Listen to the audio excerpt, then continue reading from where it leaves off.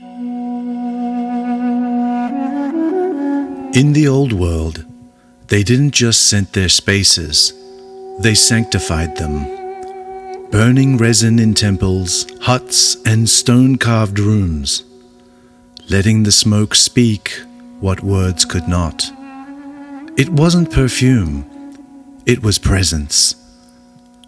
A way to mark time, honor spirit, and open a quiet space in the day.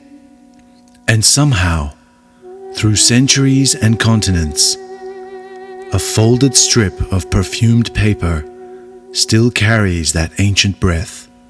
This is Papier d'Arménie.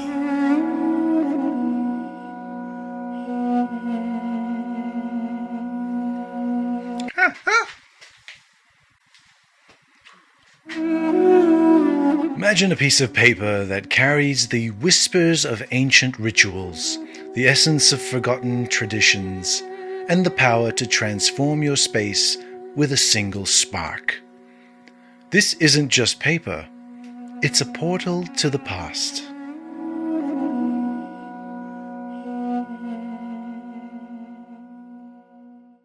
Picture this. It's the 19th century, and French chemist Auguste Ponceau embarks on a journey to Armenia.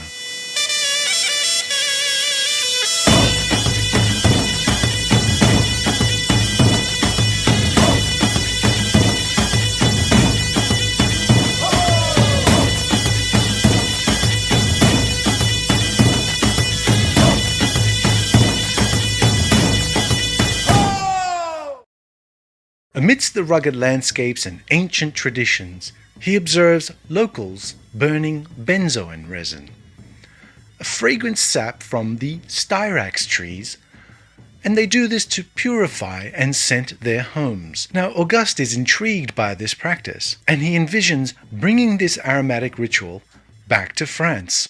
Upon his return, Ponceau collaborates with pharmacist Henri Rivière.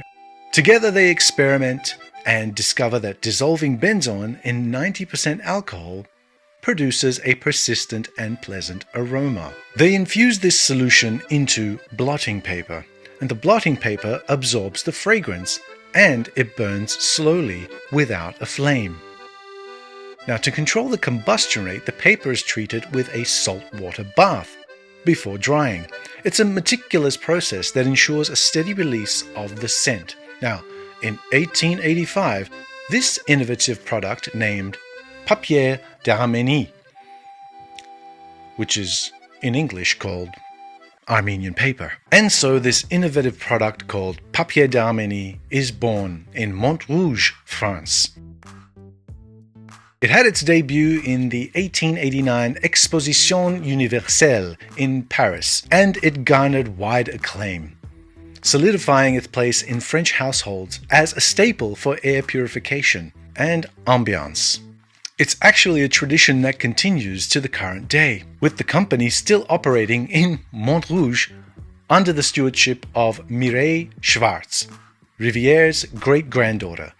The production remains artisanal, involving a 6-month process and 12 meticulous steps to create each booklet. Using Papier d'Arménie is simple. You just tear a strip, fold it like an accordion, light it, and let it smolder. The smoke releases a sweet vanilla-like aroma from the benzoin resin, creating a calming atmosphere. Just remember, it's meant to smolder, not blaze. We're scenting the room, not summoning fire brigades. Over time, new scents were introduced. Francis Kurkdjian, which is a perfumer of Armenian descent, became involved with Papier d'Arménie in 2006 during France's Year of Armenia cultural celebrations.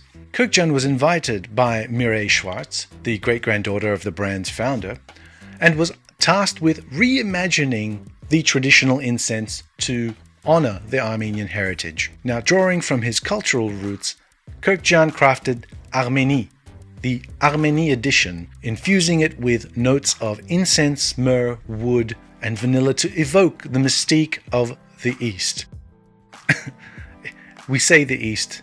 Armenia is in the Caucasus region It straddles Europe and Asia. It's truly Eurasia. Now, this collaboration not only paid homage to the Armenian traditions, but also introduced a contemporary twist to the classic French product. Beyond the Arménie edition, Kurkdjian's partnership with Papier d'Arménie extended to the creation of scented candles, further blending traditional aromas with modern perfumery.